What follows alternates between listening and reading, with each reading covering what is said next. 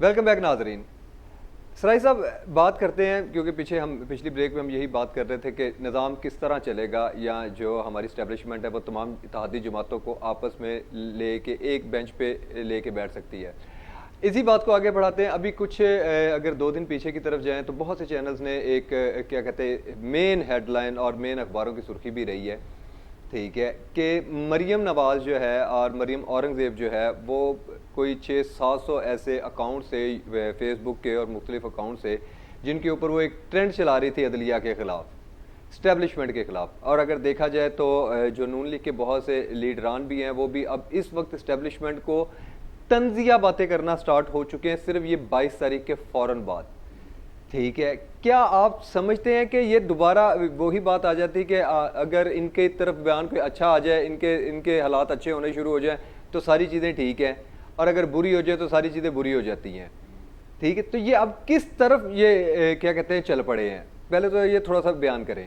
دیکھیں کیسا, اگر آپ دیکھیں نا تو یہ کوئی پہلی دفعہ ایسا ٹرینڈ نہیں ہوا. بیسکلی جو پیپلز پارٹی ہے یا مسلم لیگ نون ہے, ان کا پیپل پارٹی کا کبھی نہیں نظر آیا. اگر دیکھا جائے تو پیپل پارٹی نے کبھی بھی اس طرح کے بیانات نہیں دیے کہ سوشل میڈیا کے اوپر اس طرح کی چیزیں چلیں, ٹھیک ہے. پی ٹی آئی کے بارے میں ایک دفعہ بہت ہوا تھا, جب پی ٹی آئی کو اتارا گیا تھا تو انہوں نے کہا تھا کہ جی یہ چیزیں, لیکن بعد میں جب یہ پروو ہوا کہ وہ بھی فیک اکاؤنٹ تھے, کچھ انڈیا سے چل رہے تھے, کچھ دوسری جگہوں سے چل رہے تھے, وہ فیک اکاؤنٹ تھے جو کہ بنا کے پی ٹی آئی کے حوالے سے دیے جا رہے تھے. صحیح ہے. یہاں پہ تو یہ پروو ہو گیا کہ یہ مریم نواز اور مریم اورنگزیب ان کو بیسیکلی فالو کر رہی ہیں اور اس کے اوپر چیزیں ہو رہے ہیں. یہ تو فالو اپ کے لیے 500-600 اکاؤنٹ ہے جو کہ تمام چینلوں نے دکھائے ہیں. اچھا, یہ جب سے سوشل میڈیا آیا نا, اسی طرح سے یہ الزامات ایک دوسرے پہ لگتے رہے ہیں یا وہ کرتے رہے ہیں. دونوں چیزیں ہم اس کو یعنی مبینہ طور پہ کہیں گے کہ یہ الزام جو ہے وہ لگتا رہا, کیونکہ پروف جو ہے وہ تو عدالت ہی کرتی ہے. تو اصل یہ ہے کہ جب پی ٹی آئی والے پہلے نون لیگ والے کہتے تھے کہ جی ہمارے ٹرینڈ کو جو ہے نقصان پہنچاتے ہیں, اس کے ساتھ سوشل میڈیا کے ساتھ وہ پی ٹی آئی والے چلاتے ہیں, کیونکہ وہ نقصان اس طرح سے پہنچا دیتے ہیں کہ ان کا بڑا سٹرونگ جو ہے وہ ٹیم ہے. اسی طریقے سے جو پی ٹی آئی والے کہتے ہیں کہ وہ مریم نواز کی بڑی سٹرونگ ٹیم ہے جو اس کی سوشل میڈیا کی ہے, وہ ہمارے ٹرینڈ کو جو ہے وہ خراب کرنے کے لیے اپنے اکاؤنٹس جو کرتے ہیں. پھر اسی طریقے سے ایک الزام لگتا ہے کہ جی جو باہر کے جو انٹرنیشنل لیول پہ انڈیا جو ہے وہ اتنے اکاؤنٹ جو ہے وہ ہمارے اسٹیبلشمنٹ کے خلاف جو ہے وہ یوز کیے جاتے ہیں اور اس طریقے سے کرتے ہیں. وہ دیکھیں, اسٹیبلشمنٹ ایک بہت بڑا ادارہ ہے, وہ ایک سٹیبل ادارہ ہے, وہ ایک ڈسپلنڈ ادارہ ہے. اب اس کو جب آپ اتنے بڑے ادارے کو اٹیک کرتے ہیں تو یہ کسی اور کا نقصان نہیں ہے. خدا را اس چیز کو سمجھنے کی کوشش کریں. یہ ایک آپ کے پاس صرف ایک ادارہ رہ گیا جو بہت ہی جو ڈسپلن اور جو وہاں کا مستحکم اور جو بہترین ادارہ ہے, جو ہمارا حفاظت کرتا ہے, دفاع کرتا ہے ملک کا, قوم کا. جب ہمیں کوئی بھی پریشانی آتی ہے تو ہم اس ادارے کی طرف دیکھتے ہیں. ہمیں کسی قسم کا مسئلہ یہ سیاسی جماعتوں نے ان کی پرسٹیج بیسیکلی داؤ پہ لگے. اگر اب میں تھوڑا سا بات کو لے کے چلیں گے, آپ بتائیں کہ ہمارے جو بیوروکریسی ہے, کیونکہ میرا موقف ہے کہ جب تک سیاستدان بھی اس وقت تک کرپشن نہیں کر سکتا جب تک بیوروکریسی نہ چاہے, کیونکہ بیوروکریسی ہی بتاتی ہے کہ کرپشن کرنی کس طرح ہے. ایک سیاستدان تو الیکشن وہ کیا کہتے ہیں محلے سے ووٹ لے کے کھڑا ہو کے سیاستدان بن جاتا ہے. بیسک سائن تو بیوروکریسی نے کرنے ہوتے ہیں نا, بیوروکریسی ہی نظام کو چلا رہی ہوتی ہے اور سارے سسٹم کو بیوروکریسی چلا رہی ہوتی ہے. تو ہماری بیوروکریسی میں ایک بہت بڑا گیپ ہے. ابھی ہم اگر پچھلے دنوں کی بات کریں, جب نون لیگ برسر اقتدار آئی تو آپ نے دیکھا کہ جتنے بھی آئی جی لاہور, جو آئی جی پنجاب تھا, ان کا کیا بہیویئر تھا دوسری اپوزیشن کے خلاف. بہت سے ایسے اداروں کی ہم بات کر سکتے ہیں کہ کیا بہیویئر تھا. نو ڈاؤٹ ہر کسی نے سیٹ پہ نہیں بیٹھنا ہوتا.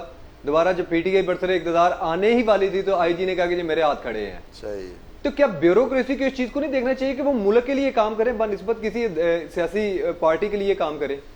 اچھا دیکھیں, سب سے جو آپ نے یہ بہت زبردست ایشو کو اجاگر کرنے کی کوشش کی ہے, کیسے صاحب یہ جو ہمیں گورا چیز دے گیا ہے نا, یہ بیوروکریسی کا نظام, یہ ہمارے لیے اس نے ایک ناسور جو ہے اس نظام کے لیے دیا ہے. میں تو یہ کہوں گا انہیں صرف اور صرف اپنی تنخواہ سے اپنے مفادات سے اپنے جو اپنے لوازمات ہیں ان کو حاصل کرنے کے علاوہ انہیں کوئی اور سوچ نہیں ہوتی. عوام کا بالکل ان کو پتہ نہیں ہوتا.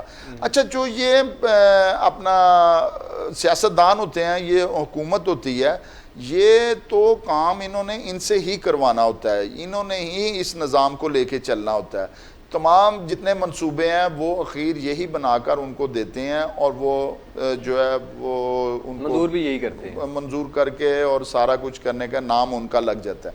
لیکن ان میں اور ان میں یہ فرق ہے کہ انہوں نے عوام کے پاس جانا ہے, اور عوام کے پاس 5 سال بعد جائیں گے, 4 سال بعد جائیں گے, جب بھی جائیں گے انہوں نے, اور دوسرا انہوں نے آتے جاتے رہنا ہے. اچھا دوسرا یہ ہے کہ انہوں نے جواب دے ہیں وہ عوام کے سامنے, جب عوام کے سامنے جواب دے ہونا ہے تو وہ ڈرتے ہیں. پھر بھی کتنے بھی کرپٹ ہوں وہ ان کو پھر ڈر ہوتا ہے کیونکہ انہوں نے عوام کے پاس جانا. انہوں نے کسی کے پاس نہیں جانا, یہ ایک دفعہ لگ گئے, انہوں نے اپنے جتنے بھی مراعات ہیں وہ لینی ہیں, انہوں نے اپنے جو تنخواہیں ہیں ان کو بڑھانا ہے, اور پھر اس کے بعد کرپشن انہوں نے بے شمار کرنی ہے. ان کو ایک سیکٹری لگا ہے, اس نے ایک جگہ سے دوسری جگہ جانا ہے, سیکٹری جانا ہے, چاہے اس پہ جتنے بھی معاملات ہوں جو بھی کچھ ہو.